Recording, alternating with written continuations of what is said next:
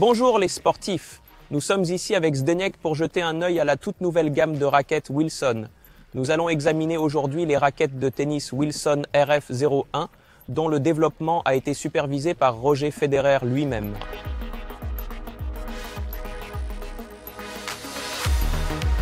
Nous avons ici de nombreux modèles de raquettes et un nouveau modèle est en train de voir le jour, la raquette Wilson RF01. Pourquoi cette création ? C'est une bonne question et je la poserai plutôt à Wilson.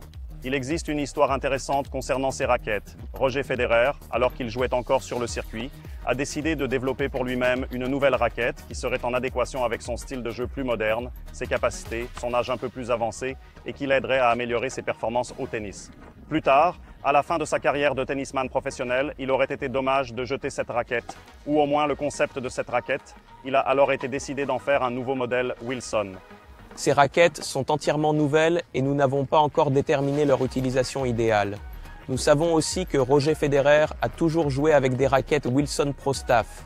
Pour qui sont ces raquettes? Sont-elles plus proches des Wilson Pro Staff ou sont-elles complètement différentes? Quoi qu'il en soit, Roger jouait avec des raquettes Pro Staff et jouer soudainement avec une autre raquette aux caractéristiques complètement différentes n'aurait pas eu de sens. Les nouvelles RF01 ressemblent en quelque sorte au Pro Staff, mais il doit y avoir quelque chose qui facilite le jeu ou qui modernise la raquette. Ceux qui connaissent la Wilson Pro Staff savent que ce sont des raquettes extrêmement exigeantes qui ne volent pas vraiment. Le tennis moderne est extrêmement rapide, avec beaucoup d'effets, et les raquettes Pro Staff ne conviennent plus vraiment à ce style. Pourquoi pas pour quelqu'un qui y est habitué, mais les raquettes modernes sont un peu différentes, et les nouvelles RF01 suivent un peu cette tendance à la modernité, ce qui les éloigne un peu des Pro Staff. Les raquettes Wilson RF01 intègrent plusieurs nouvelles technologies.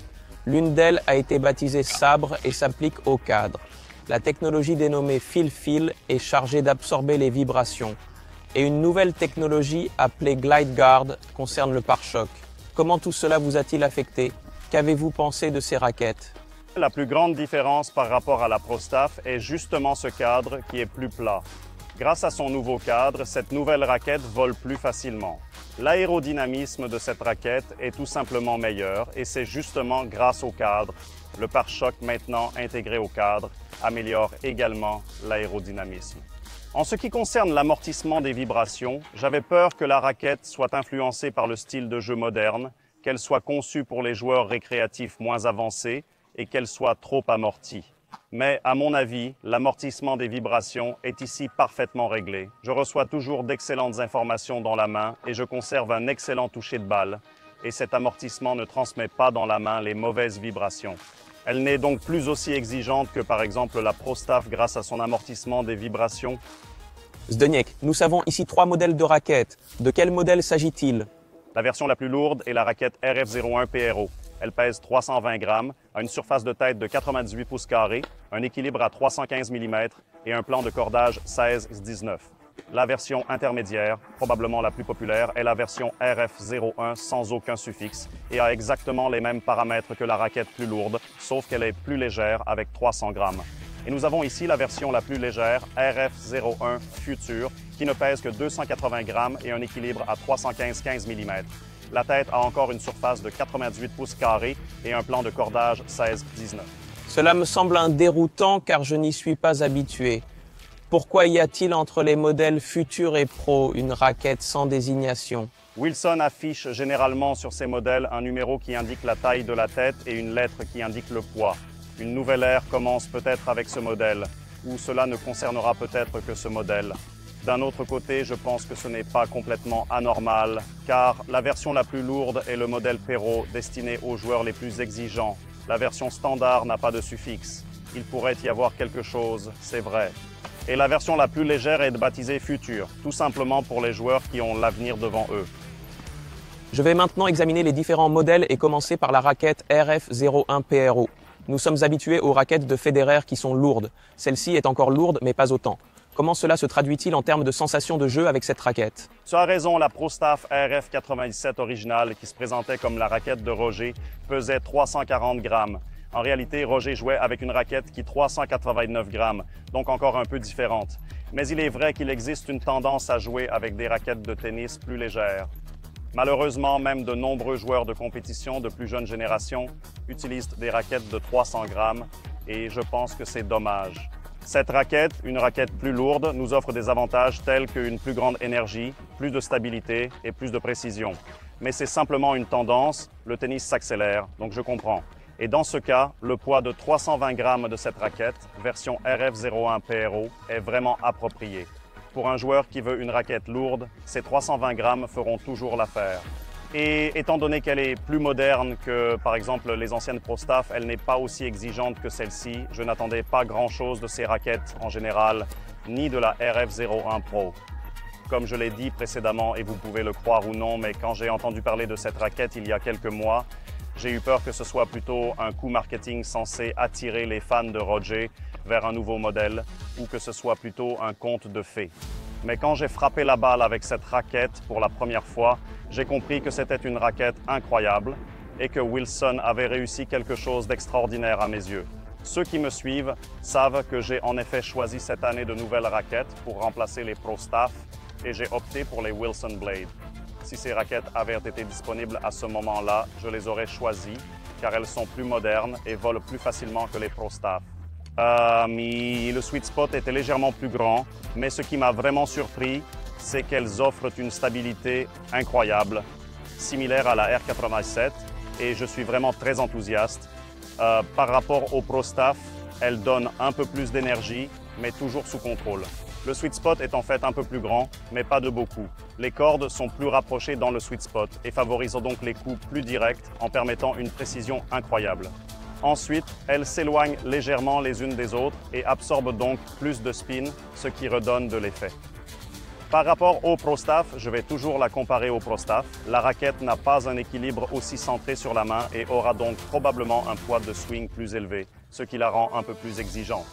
Cela ne me dérange pas, j'y suis habitué, mais j'ai prêté ces raquettes à des joueurs de compétition qui m'ont dit qu'elles étaient un peu plus exigeantes en termes de maniabilité et qu'il faut s'y habituer ou en tenir compte. Il y a un petit changement dans la version Pro par rapport aux deux autres versions, le grip standard est en véritable cuir. Et encore une fois, c'est quelque chose que j'aime, car j'ai encore de meilleures sensations à chaque balle. C'est plus exigeant car la prise est plus dure et peut provoquer des ampoules, mais cela me convient. Les deux autres raquettes ont également un grip en cuir, mais ce n'est plus du cuir classique, juste du cuir synthétique, un peu plus doux que la version Pro. Regardons maintenant la raquette que tu as désignée comme probablement la plus populaire, la version intermédiaire. Quelles ont été les sensations de jeu ? Elle sera la plus populaire, du moins je le pense, grâce à son poids. Par exemple, beaucoup de gens se plaignaient qu'il manquait dans la gamme Pro Staff un modèle au poids similaire. Il y avait un modèle qui pesait 290 grammes et ensuite un autre à 315. C'était un très grand écart. Et je pense que cette raquette au poids de 300 grammes est vraiment idéale pour les joueurs intermédiaires, récréatifs et même de compétition. Beaucoup de joueurs seront ravis de ce poids. La raquette répond en fait aux mêmes critères déjà mentionnés pour la version plus lourde, avec la seule différence d'être de poids inférieur, 300 grammes, mais avec le même équilibre, ce qui lui confère un poids de swing plus faible et elle est donc plus facile à manœuvrer. Elle offre toujours une excellente réponse dans la main, un toucher parfait pour chaque balle, une stabilité incroyable même si elle est plus légère. Le cadre est fin, comme précédemment observé, et ce type de cadre a généralement une rigidité RA plus élevée. Wilson n'indique pas la rigidité RA sur ses raquettes, mais on sent ici que le cadre est vraiment rigide. J'estimerais la valeur RA autour de 70 et cela se ressent vraiment. Je peux vraiment m'appuyer sur cette raquette et je peux compter sur elle. C'est une caractéristique absolument incroyable pour un jeu agressif et j'en suis ravi. Cela aide également à la précision et à un meilleur contrôle des balles. Elle est toujours excellente sur les volets. Elle est un peu plus exigeante au service car le poids de swing est assez élevé et le service est donc un peu plus difficile qu'avec par exemple des raquettes dont l'équilibre est plus centré sur la main, mais encore une fois, c'est une question d'habitude. Cette raquette sera excellente pour les joueurs exigeants et il faudra vraiment travailler dur car elle ne nous donnera pas facilement d'énergie supplémentaire. Elle est juste destinée à quelqu'un qui souhaite s'améliorer et qui veut avoir la certitude que la raquette se comportera exactement comme il le souhaite. À chaque joueur de décider comment tirer le meilleur parti de cette raquette. Et la dernière raquette est la RF01 baptisée Future. Alors comment as-tu joué avec ce Future en main ? Son poids réduit fait que cette raquette était naturellement destinée soit aux femmes, soit aux jeunes générations. En raison de son nom futur, elle est faite pour quelqu'un qui a devant lui un avenir prometteur et qui veut progresser un peu plus loin dans le tennis. Et je pense que cela pourrait être un excellent choix. D'un autre côté, j'ai peur que beaucoup de jeunes joueurs de compétition soient découragés dès les premiers coups, car ce n'est vraiment pas facile de jouer avec elle. Mais si nous lui donnons une chance et que nous nous habituons, elle nous fournira les caractéristiques que j'ai mentionnées pour les versions plus lourdes, à savoir une stabilité incroyable, une excellente précision et une réponse incroyable dans la main. Et je pense que ce sont des caractéristiques que les futurs joueurs mondiaux devraient rechercher car les pros mondiaux ne jouent pas avec des raquettes qui donnent facilement spin et énergie. Ils utilisent des cadres très exigeants, des cadres très lourds. Et c'est ce sentiment similaire que donne cette version plus légère.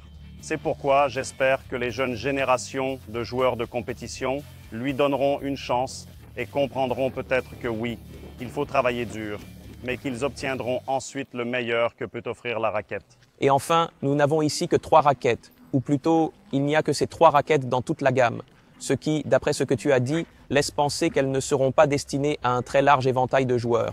Alors, à qui recommanderais-tu ces raquettes?